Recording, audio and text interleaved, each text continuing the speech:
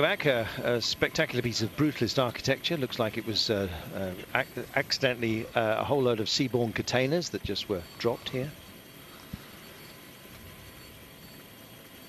So, what have we had today? It's been fireworks, particularly amongst the sprinters. Intermediate sprint points up for grabs, and indeed a green jersey as well.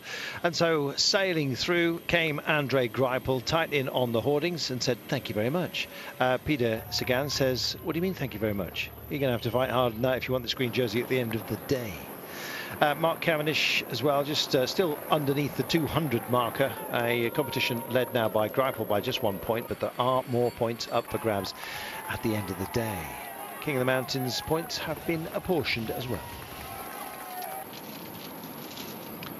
Just going through the day, the heat has been the main player, but also this. Ouch. Big hit for Jean-Christophe Perrault from AG Tour La Mondiale. He's bandaged, he's bruised, he's bloodied, but he's unbowed, and he's back in. He's tagged on to the back. Right now, the gap is 3 minutes. In fact, I'm just double checking. Here we are. The gap right now is not 3 minutes. It's 2 minutes and 38. Hence my surprise. Tinkoff Saxo still pushing on. This is for Sagan. Sagan is up for it. He's livid. He's going to carry his adrenaline and maybe use it effectively. You can see dead centre of the road there. We have Movistar. And what is nice to see as well is Orica Green Edge getting busy. Will it be the Yateses? If it is, it will be Adam Yates, I suspect. But is Michael Matthews back and on good form? I think he might just be. And if he is, that is very good news for Aussie viewers. And it's very good news for the race as well. We always like to see Bling doing his thing. Big broad smile that he is. He carries a lot of jewellery with him, but not onto the road. John, talking about smiles, we have our the name of the lady who often smiles and tells the time gap by the use dexterously of a chalkboard. That's right, it's Time Gap Claire. Claire Pedrono is her name, and she hails from Brittany. She once rode on the La Grande Boucle, the women's race, and back in 2005, and now she finds herself doing what, as you correctly described, is one of the most important jobs on the tour. Yes, indeed. Time Gap Claire. In fact, how did she get the job? She basically wrote and said, can I do that job? And they said, yeah, thanks for asking.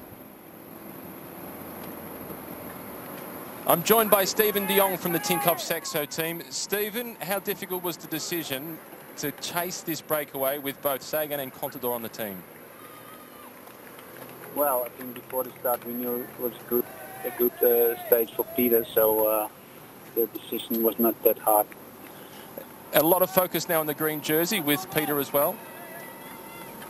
Well, I think the key for the green jersey is in the next coming 4 stages, so that's where we try to get a nice gap of points.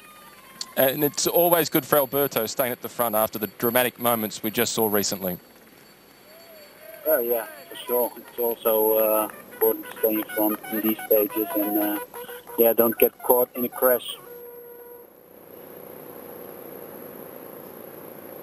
There we are. Well, wise words, don't get yourself caught in a crash, but will these guys get caught? That's the question. With 33.7 to go, they've still got 2.5 minutes, Sean. When's 2.5 minutes going to be enough? Well, they need to get to the 20 kilometres mark with at least 2.5 minutes. If it comes down from that, well, then I think it's going to be a very, very difficult one for them. We can see here the peloton, you know, there's a lot of movement in the peloton still. Tinkoff Saxo pushing on here, and I'm afraid for the breakaway with 33 kilometres with the run-in we have here, a very difficult one. Warm conditions as well. It will be natural that the 6 riders up front are going to get tired. Even though there's a lot of very strong riders here in the breakaway, you know, real powerful ones, they're still going to start, I think, seeing the weaker ones here. Some of them start getting into difficulty when they really start to go at 100%. We're hearing that you're not hearing us very well at home, and we apologise for that. Apparently, it is to do with the heat that is rising here, and it's causing all kinds of problems with the microwave link. Are you hearing us okay, John, yourself, as you're back in Paris, as we're beaming to you first? I am hearing you loud and clear. Very, very clear line to me. All right, well, it may well be just our link with production. And those of you at home, if somebody wouldn't mind tweeting me and just saying loud and clear or Dalek or whatever it is that you're hearing, then we'll hear it, we'll get it firsthand. Here we are. The aforementioned Lamprey Merida. Is it possibly going to be the day when the pip squeaks? That's Pippo Pozzato. I put too many P's in there. Nice to see Orica Greenedge as well, Sean, joining the fun. That suggests that Matthews may well be up for it. Yes, well, it's the first time we've seen Orica just coming to the front here, but it tells us that they have interest as well. And when you look at Orica Greenedge, the team, hugely unlucky in this tour, losing Simon Gerrans in the stage 3. Albacini also, who's a rider for this sort of finish, he went out on stage 5. Then Dal Limpy, of course, also out of the race. So there's 3 riders down, and that is going to make it difficult. But it's good to see. It just tells us that Michael Matthews is feeling better, and after what he's been through, because he's had some horrible days after the crash there, he's suffered and battled through, and if he can just have a go for this stage, well, it will be good for today and for the days to come. You can see the grimaces, and they're starting to look a little bit jaded, the guys who are in the break. I'm not surprised. It's been a long day in the heat, Sean. All credit to them, even if they do get caught. Yes, well, I think to get into the break today wasn't too difficult. A lot of riders not really trying, because they were always talking about this, a transition stage, a stage for the sprinters, and I think a lot of the riders were saying, well, go into the break today, a huge effort, and then the sprinters teams are going to control you out there all day, and you're going to pay for that in the days to come. But chapeau, they went out there, the 6 riders, and they have given it a good run. Maybe now, they can turn it on at 20 kilometres to go and try and hold on, but again, 2:10 is just dropping off all the time. It is, inexorably it seems. Thanks to everyone who's told us that you're hearing us loud and clear. Lovely Debbie Hill, friend of this programme, friend of this channel, down in Oz, says that everything is okay, and everything far from okay with Andre Greipel. Yes, it looks like that he is in difficulty, or is he just going back to the car? Doesn't look like that. I think we've seen it already in the previous climb where he was in difficulty, and again here starting to suffer. And the Pyrenees stages for a sprinter, when you have to do 3 big days in the Pyrenees and you come out of it and you have a day like today, a lumpy stage, Greipel is starting to suffer here. Multiple wear of the green jersey during this Tour de France, and 2 stage wins for Andre Greipel. I think even if it stopped now, that would be as a majorly successful Tour de France. He, of course, now is hungry for more and would like to, of course, take on the Champs-Élysées and maybe win what is regarded widely, globally, as the Sprinters World Championship, albeit, of course, the last stage of the Tour de France. 31.9 kilometres to go, 2 minutes and 7. Just starting to look like they're labouring ever so slightly, and Pierre-Luc Perichon of Breton Sèche and Virmental at the back here is not looking overly delighted with life.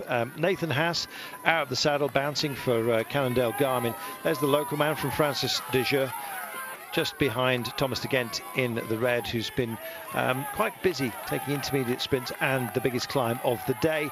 Geniez himself, the local man, Alexander Geniez, there in the white, blue, red, white, and blue, blanc et rouge, indeed, of Francis Desjeux, having taken one of the intermediate climbs as well. And indeed, this is the last of the categorised climbs today, and it looks like any desire for a skirmish has been left some way behind on this road today, of which it's a long one, 198.5, and nice little beat on delivery there, as you see. Job done, and it's nice to see fans here, albeit brought to the point of exhaustion, it seems, by the heat of the day, but lucky lad, he's in the shade. Wilco Kelderman took the only point available on that category 4 climb. And so they've got a little bit of a, let's discuss the terrain, shall we? They're going into a couple of bowls, so they'll dip down into one. You won't really notice too much about it, as Christophe Riblon going backwards. They will just take a little gentle roller coaster ride until about 14 kilometres to go. at 14 kilometres from home. That's when the day will be very, very high speed, I imagine. And we're going to get a proper junction now of the time gap between the peloton and those up the road. And there's a man who really is suffering, and even the gauze is not holding all of the crimson stuff, I'm afraid, for Jean-Christophe Perrault, who's taken a big hit today.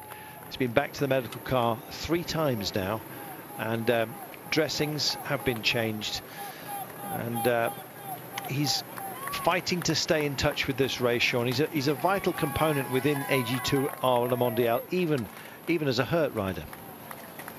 Well, you would expect him to be, but in this tour he hasn't been a great advantage to the team. I don't think he hasn't been doing much at the beginning of this tour. He was the man finishing second last year on the podium to Nibali. There was big hope from that he would do another place in general classification.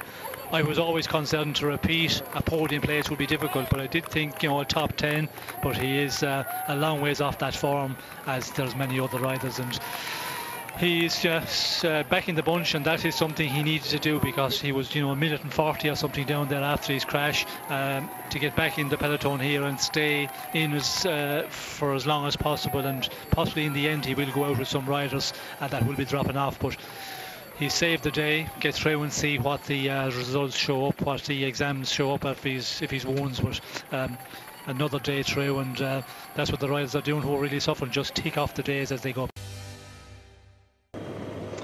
Welcome back. Andrew Court says loud and clear in Hong Kong. We've got people in Brunei, the United States. We're going global. Been a few complaints as well. Cliff Davies thinks we're speaking too much French. We're in France, Cliff. So just calm. 27 kilometres to go. I don't know. People want it all here. Some of you like a bit more French, a bit more pace perhaps. Well, have some then. And here come Katusha. This is for Christophe, I'll be bound, and he's got a great chance today. Out front it is Orica Greenedge, as you can see, on the nose of the chasing pack, minute 50, and the break's starting to look doomed, Sean. Yes, it's not looking good. 150 at the moment, and coming down all the time, and as we can see there, the 6th breakaway, they start to be suffering the pulling faces a bit, and it's not surprising. And the peloton, just more teams starting to appear on the front of affairs, and that's not looking good for our break of the day. No, it's not. We'll see how they go. Genius is still up there, and here he is on the nose. Is he going to be minded to skip off? We'll see. For the time being, it must be tiring for them, especially at the temperature that we've had. Even though the man from France, just wipes his nose at the moment, almost, you can see almost, well, very nervous, I imagine, on this approach. He's 26.1 kilometres from going home, essentially, and the gap is at 1 minute and 43. I just think that that breakaway might well actually reduce before it's finally caught, which looks inevitable at the moment, especially the amount of firepower that is on the chase down. And Pippo, but Zato is at least showing his hand. I wonder if he'll show his nose at the line. We'll see. He's in there. He's about 20th down at the moment, but it's in a pretty good position, not that far from Alejandro Valverde, who's a proper wheel to follow on a day like this. 25.7 kilometres then. Not a great time to have any kind of issue, and the hand goes up, Sean, which always spells danger. It's Andrew Talansky who's asking for something. Well, it's probably for the team car. Again, just stock up on fresh bottles with 25k to go. We're coming to that 20k for the finish, where it normally stops again. They might, leave it go on a bit further today with the warm conditions. They have done that in this tour already. In the beginning of stages where normally it's 50, they have reduced on a number of days. After 30 kilometres, you can start taking bottles from the car. But to be sure, the riders, they're just going back and stock up before it's too late. Nice bottle of Saint-Julien. Nothing to do with that church, I was bound, John. It's nothing to do with that church, you're quite right. This church is from 1471, and the belfry was built onto the church back then, and it's been added to over the years, and was part of the bishopric of Rodez for many years. It has a beautiful stained glass window, which unfortunately we couldn't see there, which has a symbol of the 12 tribes of Israel in it. All 12? All 12. Big window. Maybe there were little tribes. Here we are then. All 6 of our breakaway riders have remained intact, and they've actually shared duty. Nobody leaning on anybody else, Sean. It's been equally shared, the burden, I think it's fair to say, today. Yes, well, they have been working extremely well together. All 6 are, working good, and that always helps, because if you have one guy who starts to get weak, he wants to stay on the rear, try and hang on as long as possible, and that upsets the rest. Everybody gets nervous with that, because you never know, is he just playing the bluff and waiting for the end to see can he go on an attack. So the longer the 6 can work together, but again, when they have to start upping it, and Thomas Gent, I think, is the one who will start pushing on a bit, but 1:33 at the moment, still with 24 k's to go.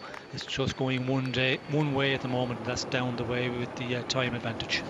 South African champion just at the back, Jacques Janse van Rensburg.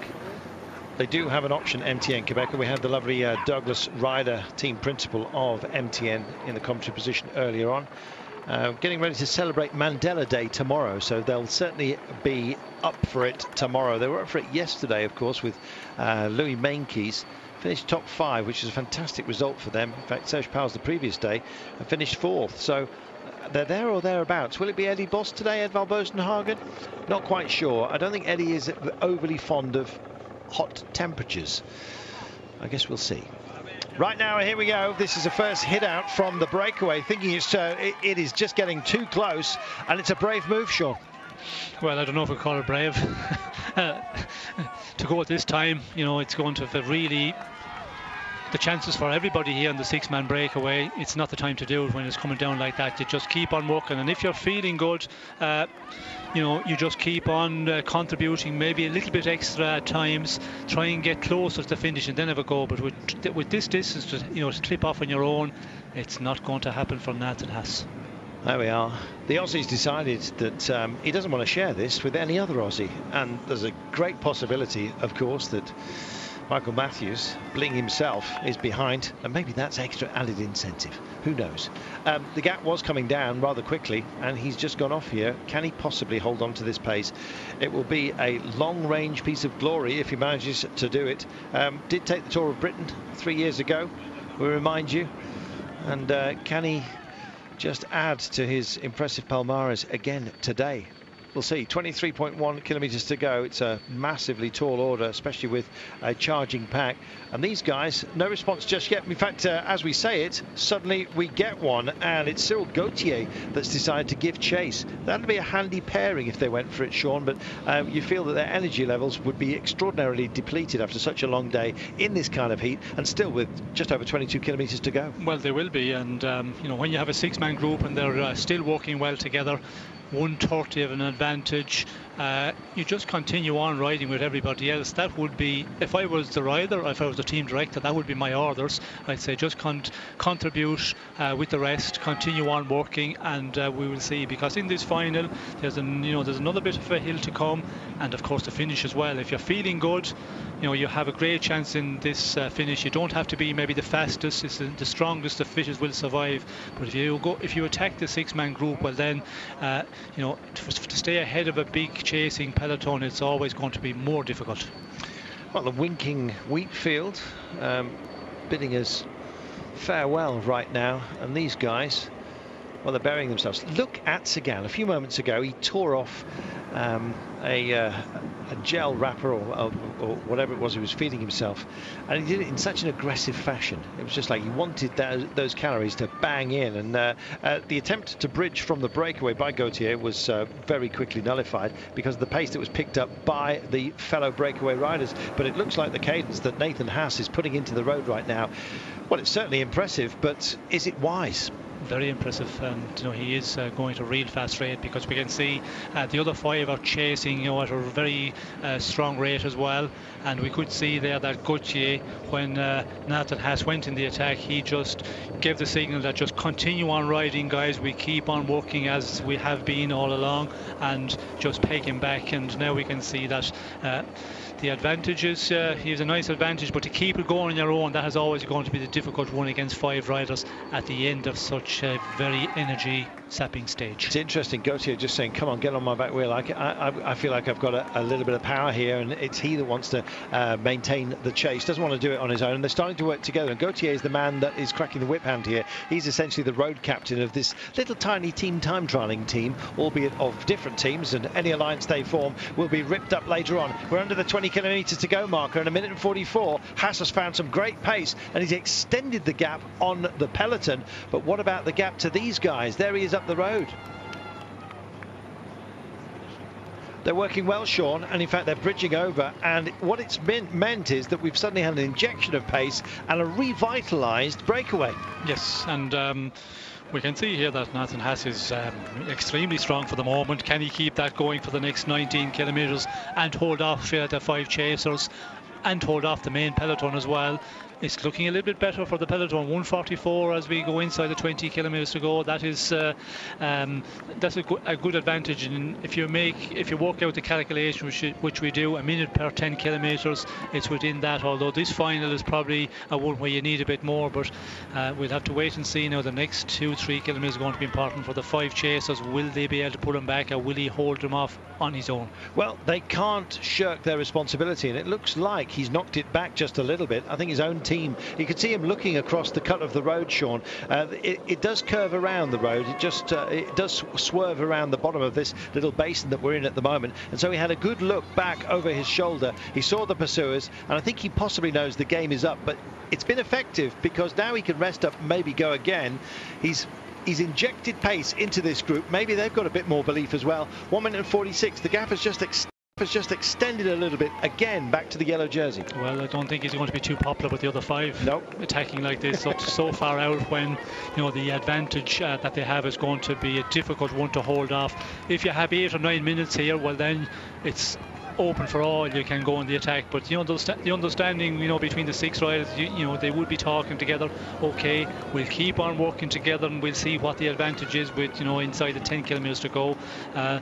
We will see now what will happen, and will he still contribute? He has to contribute the working here on the front. If he tries to sit around, well then there'll be definitely a discussion with the other riders. Big discussion going on back to base as well from our rider from Breton Sèche Environmental. That's Pierre-Louis Perichon. He was shaking his head. I don't think that was anything to do with the breakaway, and this is Gautier saying, come on, for goodness sake, we can all do this together, but we can't do it alone. Now let's just stop the bitterness and get on with it. De Ghent is the only one to respond to him at the moment. Some tired legs and the punishing heat of the day. The heat has ebbed.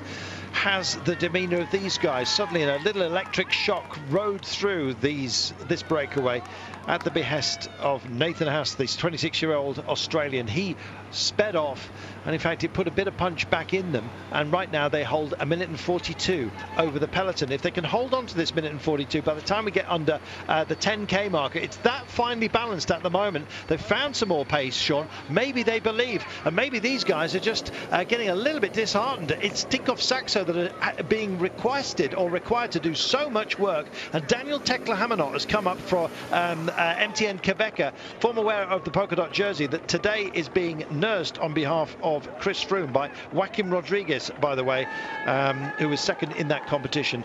Chris Froome, of course, wearing the yellow jersey. It's busy, Sean. Yes, it's very busy in the front. We can see the peloton, travelling at 48 kilometres per hour. It's a little bit uphill here.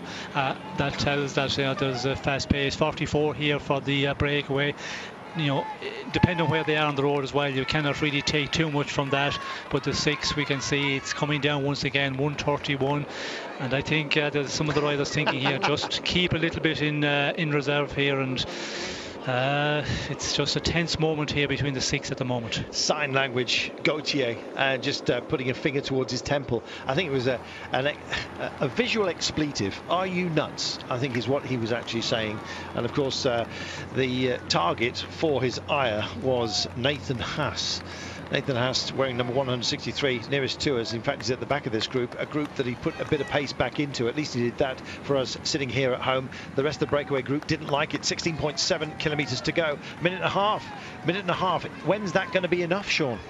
Well, they have to have the minute and a half at 10 kilometres to go to have a chance holding on. We can see the peloton is just starting to up the pace, and if they can hold that 1:30 at 10 kilometres to go, well then they could put up a good battle to go all the way. Let's see if they do it. Let's talk about the terrain that we're dealing with right now, Sean. In 2.3 kilometres time, they start a climb, a proper one. They're dealing with one at the moment, but it really will kick up. It's a bit like going over the ridge of a bowler hat, and they come back down into Rodez, and then they've got to deal, if you like, with the upturned rim of said hat to the line today. And it's the last 600 metres where there's 500 metres of what will be sheer hell at the end of 198.5 kilometres today. Yes, it's going to be a real difficult finish here, and if the 6 riders happen to hold on and they have that 15-20 seconds coming into the final number of kilometres, you can lose that so quickly on the run in here. In the last 600 metres you can lose 15-20 seconds very quickly if you have to give it your all 5-6 kilometres out with a peloton just travelling at much faster rate. Looks like some kind of ceremony. I'm not sure whether it's time for evening vespers at the Abbaye de Bonnicom. And in fact, these guys out here, I don't know, maybe a prayer, a wing and a prayer perhaps. We'll see. Minute and 23 is what they've got with 15.5 to go, and it just doesn't look like it's going to be enough. They're still fighting to cool themselves down, courtesy of the extra effort that's been demanded of them, and part of that is down to that man who's just sailing by right now, Nathan Haas, the Australian, who I think did everyone a favour today. He's kept this alive a bit longer, but the breakaway, his co-companions didn't like it. There's Tekla Hamanot, who's did a great job, of course, for MTM to wear the polka dot jersey with such honour. He is guiding in at the moment what looks like Tyler Farrar, and ultimately, I suspect, Norwegian champion Edvald Bosen Hagen. Could be a great day for MTN Quebec, but then again, likewise for plenty of others. This man has had a very, very rough day, but he's holding on. How brave is that? I think you're looking at our Combativity Award winner by the end of today as an absolute certainty. 15 kilometres to go. Under the banner they go.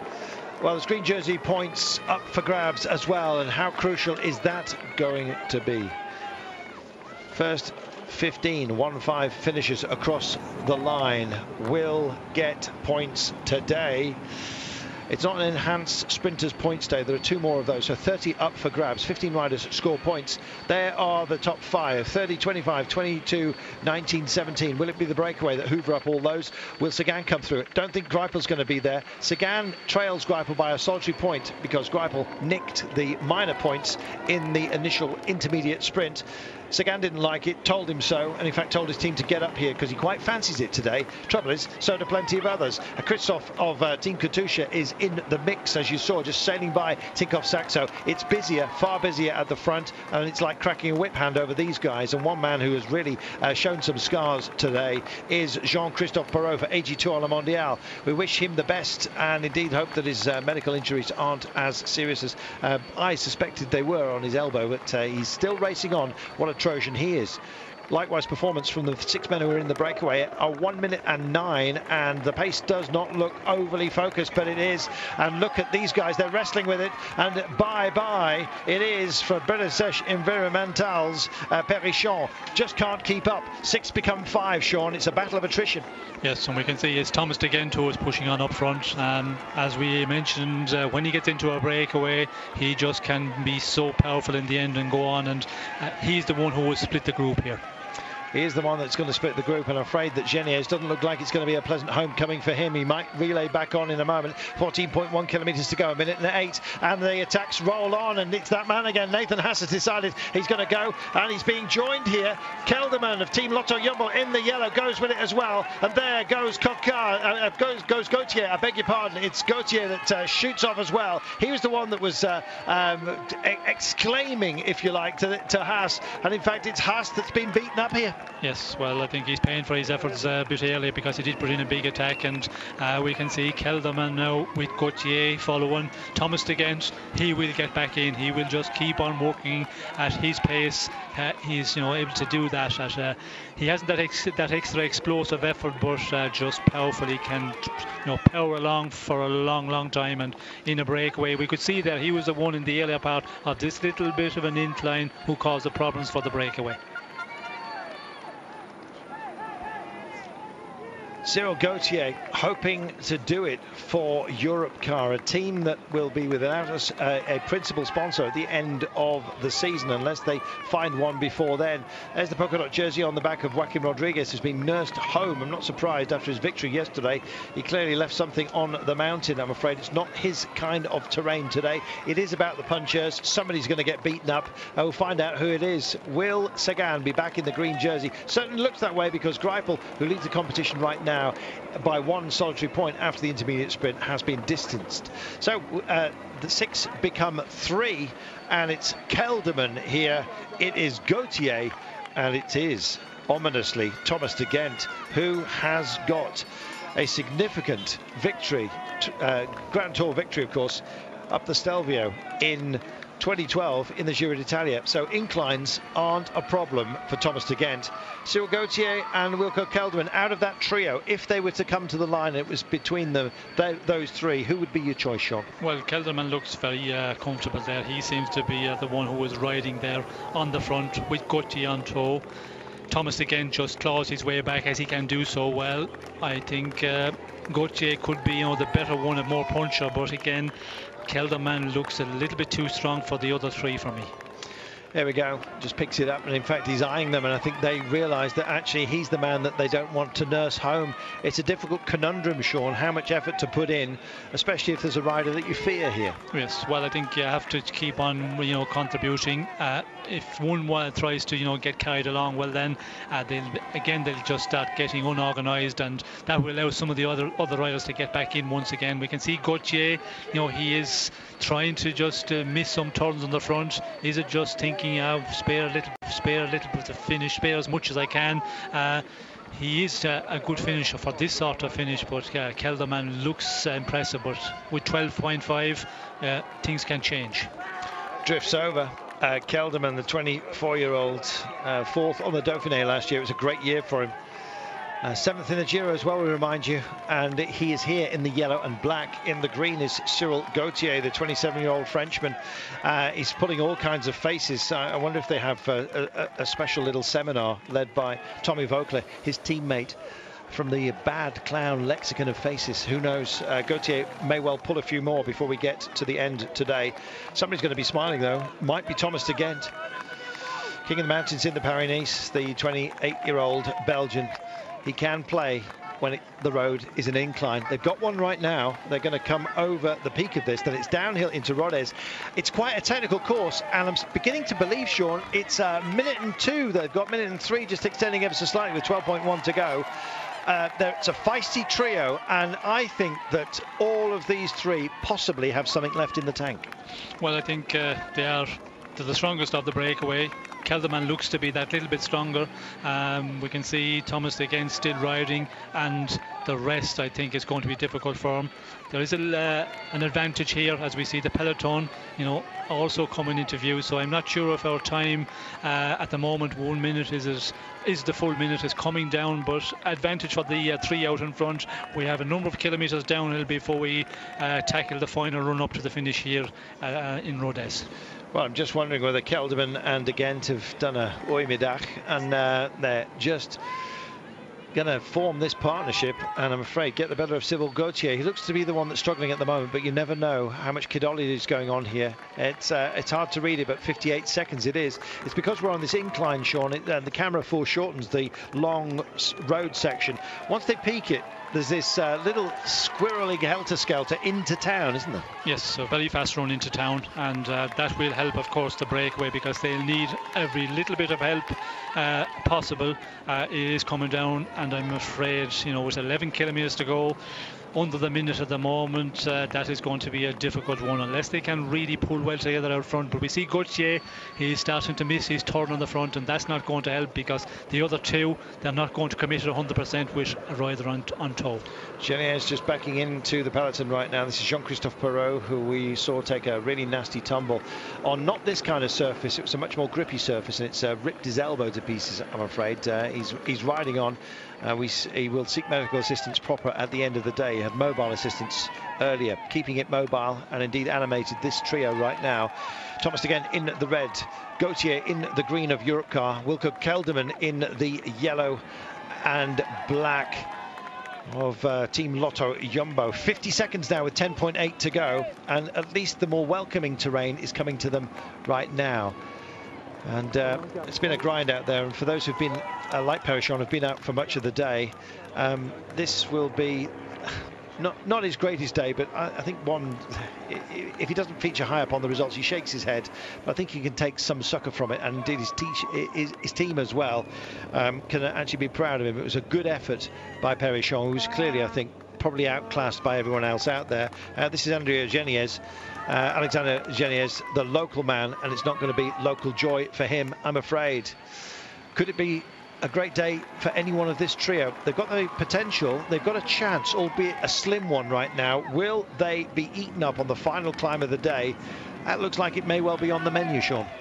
Well, it's going to be a big ask for them to hold on out there, but again, you never know. Back in the peloton, we can see that it's Giant Albacin who are setting the pace. We can see Genet there, he's going through the town where he lives at the moment at 10.5 kilometres to go. He'll be disappointed that he was not able to make it with the front trio through his home village. Again, 48 seconds for the peloton, as we can see here. Ulrike Greenedge starting to contribute on the front also, so it all depends how many men from each team are going to, you know, push on in the final. But 47 seconds, it's going to be a real difficult one for our three leaders. Yates brothers have been a factor, but they're doing the driving at the moment for Michael Matthews, who's up there. 10 kilometres to go, 46 seconds is the gap. Team Sky, of course, working to keep Chris Froome in a good place. As you mentioned earlier, Sean, he often features quite high up when it comes to a quick stage finish, and with that punchy climb, don't be surprised if he's not there, Chris Froome. Well, I think if he's delivered to a position where he's very much on the front in the final couple of 100 metres, this run-up, the run-in will also suit Christophe Froome, because he is that explosive type. 9 kilometres to go. Chris Froome, is he getting greedy? He certainly was for time when he won up to La Pierre-Saint-Martin, lunging the bike, you may remember, on that uphill climb. Every second counts as far as Froome's concerned, and he wouldn't mind a few more, quite frankly, today if it's on offer. Yes. Meanwhile, there's Nathan Haas, who really animated or reanimated the breakaway. Unfortunately for him, he's about to be caught, and it's a pack that's being led at the moment by MTN Quebecer, just followed by Giant Alpecin. And there, of course, you can see Sky behind Orica Greenedge. And Sky working for Chris Froome, and that magical moment will come when we pass the 3Ks to go marker. There is Tommy Vogler. Not in a happy place, I'm afraid, is our Tommy at the moment. And I think it may well be the last season we see Tommy. We'll see whether somebody picks it up, or indeed he up, whether he does move into the media, where he's expected to find a home very easily.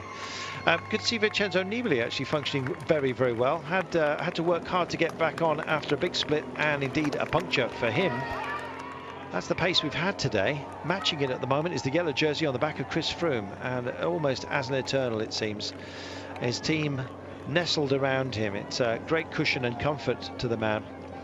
No comfort for anybody when you see the green jersey on the back of Peter Sagan up towards the 4. Huge punchy rider. What position will it be for him? And indeed, what finishing number will be attached to these guys? 7.7 kilometres, that's when we're going to find out. Jean-Christophe Perrault just being distanced right now. I wonder if it's going to be a combativity award for him, Sean, and I wonder if it's going to be bye-bye tour at the end of the day. He looked beaten up. certainly was beaten up. We could see there, he hit the road very heavily, a lot of road rash on both elbows, down on his, I think it was his right hip. He's happy, I think, to get to this point with the peloton. Now he can just ride in at an easier pace, where he was in a real bad position at the crash with around 40 plus kilometres to go, 45 to go.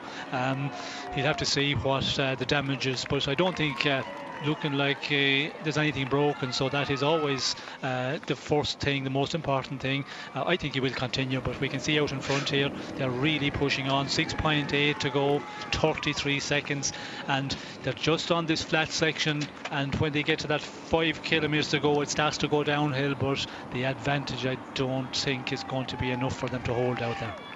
6.5 kilometres from home. They nearly accidentally, I think, got rid of Thomas de Gent. They've reassembled themselves. Once we get to the 5 kilometres to go marker, we go round a roundabout, and then we hit the helter-skelter. You know who's up here? It's Pippo Pozzato, being guided into into position, and indeed they have given the combativity award to Thomas de Gent as part of the breakaway. I thought it may well be Jean-Christophe Perrault today. He of the injuries sustained on the road today, but it's de Gent. At least he'll get something out of today, but he'd like an awful lot more, Sean. Yes, well, I think they were all hoping to get a lot more, and it looked like that it wasn't going to be possible at all. Then, of course, with the attack from Nathan Haas, and that's the discussion as well. If Nathan Haas had not attacked and just kept on riding, they would have maybe another 10 or 15 seconds advantage. But the situation is as now, 30 seconds with just over 5 kilometres to go, and we can see a lot of movement here on the front of the peloton from a mixture of teams. And Mark Cavendish is in the fray. Likewise, plenty of others as well. The Austrian champion, Marco Haller, is here, working for Alexander Kristoff. And so, tasty assembly of sprint talent. Now, let's see what we can do when we get off the bottom of this descent. Now, the temptation here is just to enjoy the ride. It would be on closed roads, not normally so. And they're about to tip down and into town. At least they'll have that and be out of sight. 27 seconds is the gap that they've got. You can't quite see it at the moment, but the road is inclined down. It's a downward ramp. It gets to a very, very technical and proper descent, Sean, before they kick up. They're coming under the railway bridge in a few moments' time. Yes, we can see they're just starting to go down gradually, and it gets more of a better downhill for the three out in front. We can see here they're still working very well together. 25 seconds at the moment. They need this run in to get a little bit of recovery before the final kick up to the finish here. The downhill section will allow them to recover a little bit, but they have to keep on pushing close to 100% because with advantage 24 seconds at the moment. Well, it's some sprint elite along with punchers who are out at the front at the moment, and some of you will be very pleased to see that Mark Cavendish is amongst this grouping right now. It's a drive into town. Sky guiding Chris Froome in as well. De Gent, Gauthier and Kelderman, here they are, and they are about to take on the remainder of this descent. They just come under this one here, the little road bridge. Kristoff looks in a very good position. He's got Haller, the Austrian champion, to guide him in. Having a teammate at a moment such as this, you might think vital, but it's how you ride everybody else's train, I guess. The green jersey of Sagan is staying very, very close to Kristoff. I suspect that is deliberate, Sean. Kristoff looks lively today. Yes, well, I think Kristoff, we can see there's some of the Katusha riders hovering around the front, and Kristoff is there in that top 10-15 places. We can see MTN and Quebec are the ones who are securing the pace on the front of the peloton, and that is Stephen Cummings at the moment. He's pulling the peloton along at a very fast pace, still coming down 19 seconds as we go to the 3 kilometres. Well, would you believe that Radio Monte Carlo yesterday tipped actually Steve Cummings to take the day? Will he just squirrel off and do it himself? 19 seconds is the gap, 2.8 kilometres to go, and they're going to hit the base, and then it goes flat before we kick up just after the Flamme Rouge. 18 seconds, it's holding station. It's going to take a lot to get back because they've had this incline to deal with. Can they possibly make it? They've got to have their climbing heads on. We'll see if they do. Degent here in the red. This is Gauthier in the green of Europcar, and of course Wilco Kelderman as well for Team Lotto Jumbo. And it's starting to fracture. It's not so much a chase as a reach out for glory further back. It's still Christophe that holds position though right now. Just looking at Peter Sagan, he's also in a terrific position as we sail in and start to take on what is a gentler flat section, almost a false downhill, and then we will kick up at the 600 meters to go marker. These guys are going to hit it first, but will they survive? 13 seconds is all they've got with 1.8 to go, Sean. Yes, and we can see still Steve Cummins from MTM in Quebec on the front here, with Nicholas Roach just on his wheel, a little bit ahead of the main part of the peloton. We can see those gaps appearing, and they're going at a real fast rate as Bulka Mollema has a problem here. Not a time to have it at all, and the Tekla Hamanot and indeed Van Rensburg, the South African champion, have done their job today. Here's Peter Sagan looming large, and they're all starting to look for this. Edvald Bosenhagen suddenly joins the fun. The Norwegian champion is in the mix for glory here today. Christophe, Sagan, Bosenhagen, three great punchers' names that must ring loud in the ears of these guys if they're on race radio. 1.2 kilometers to go, Sean. And we can also see Michael Matthews there from Marika Green Edge in the top places on the front of the peloton. So it looks like he's a man who went through a very difficult time, looks to be going to challenge for this stage. Will these guys possibly have their chance? Well, they've got one, but it's an extremely slim one. They go under the Flamme Rouge, and not that far behind come the chasing pack as well. It's sinuous, it's strung out. There's Sagan biding his time. Degenkolb's also in the mix here. A big gulp of air going into the lungs of Christophe as he wants some attention. And indeed, Mark Cavendish is coming up right now as well to join the fun. This is a real race for glory, and here is where the grind begins. You've got to be able to climb. You've got to be able to take it off. And there goes Peter Sagan. He's using his elbows and his shoulders. Still, the trio have at least some kind of hope, but I believe it's ebbing right now and may well just be dissolving as we hit this climb. It's a tough one, but Degent steps out of the saddle.